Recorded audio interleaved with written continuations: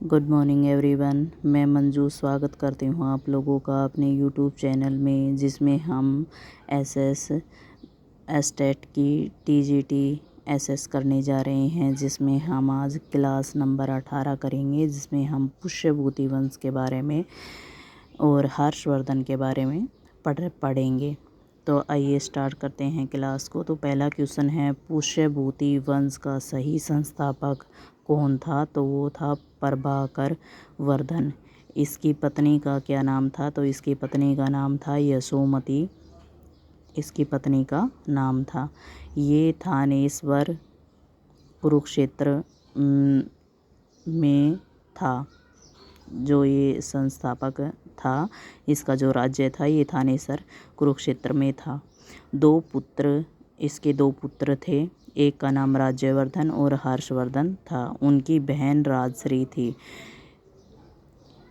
यानी प्रभाकर वर्धन के 3 बच्चे थे, जिसमें इनके 2 पुत्र थे, जिनका नाम राज्यवर्धन और हर्षवर्धन था, और उनकी एक बहन राजश्री थी। राजश्री के पति का नाम था ग्रहवर्धन। ग्रहवर्धन कन्नौज का राजा था। उस समय शशांक गौड़ प्रदेश का राजा था। शशांक था वो गौड़ प्रदेश का राजा था। जो हर्षवर्धन को मार देता है वो राजा था देवगुप्त।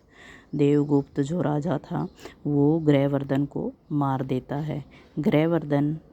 राज्यवर्धन अपनी बहन का प्रतिशोध लेता है और देवगुप्त को मार देता है। देवगुप्त जो उसकी बहन के पति को मारता है, ग्रहवर्धन को मार देता है, वो राज्यवर्धन फिर अपनी बहन के पति का बदला लेता है, देवगुप्त को मार देता है, और शशांक राज्यवर्धन को मार देता है।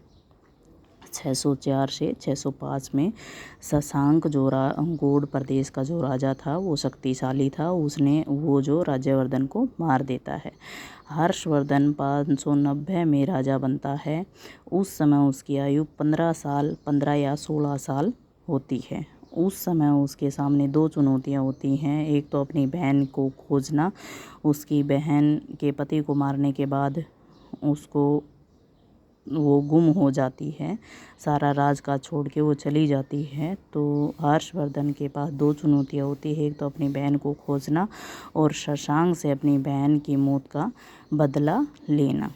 उस समय उसकी मदद एक बौद्ध भिक्षु करता है, जिसका नाम होता है दिवाकर मित्र। दिवाकर मित्र की मदद से वह अपनी बहन को खोज लेता है।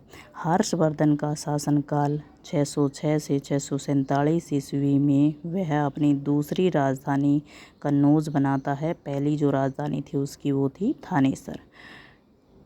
दूसरी राजधानी बनाने का उसका मुख्य उद्देश्य ये था कि उसकी बहन को खोज लेता है, तो उसकी बहन का जो शासक जो राज्य होता है वो संभालता है। उन्होंने और भी अन्य राज्य जो थे वो जीत लिए थे, तो सबकी देखभाल थानेसर राजधानी से नहीं की जा सकती थी, इसलिए वह दूसरी राजधानी कन्नौज को बनाता है ताकि अपने सारे साम्राज्य को अच्छी से देख सके।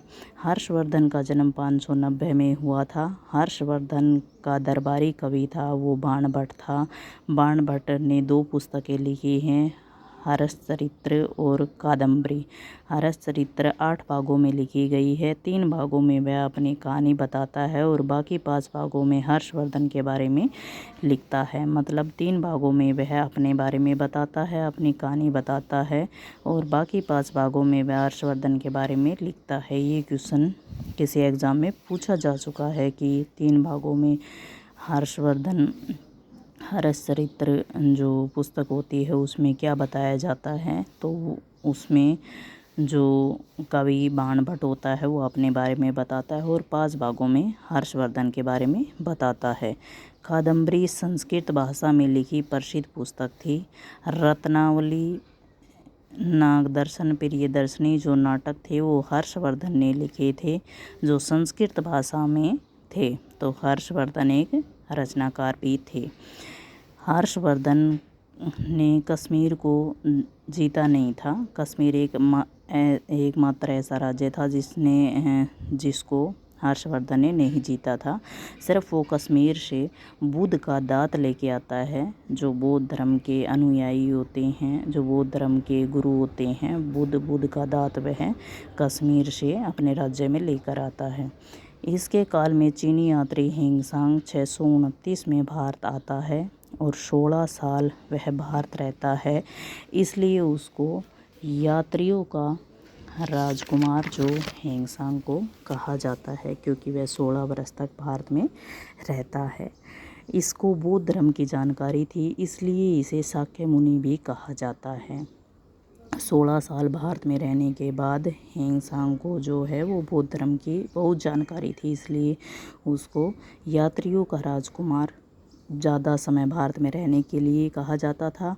और जो बौद्ध धर्म की जानकारी के लिए उसे शाक्य मुनि भी कहा जाता था।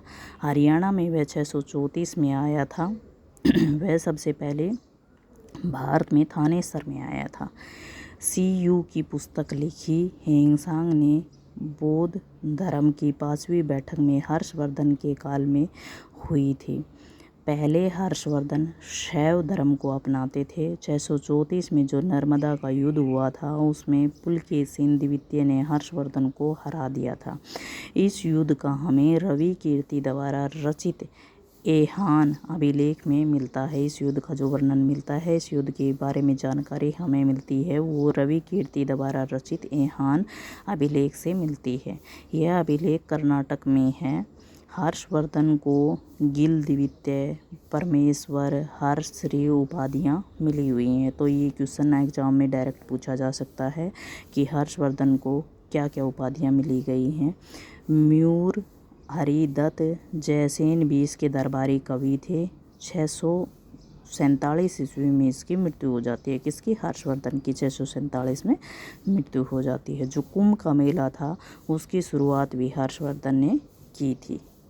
तो अगर आप लोगों को मेरी वीडियो पसंद आती है तो प्लीज़ मेरी वीडियो को लाइक, शेयर एंड सब्सक्राइब कीजिए। Bye and take care.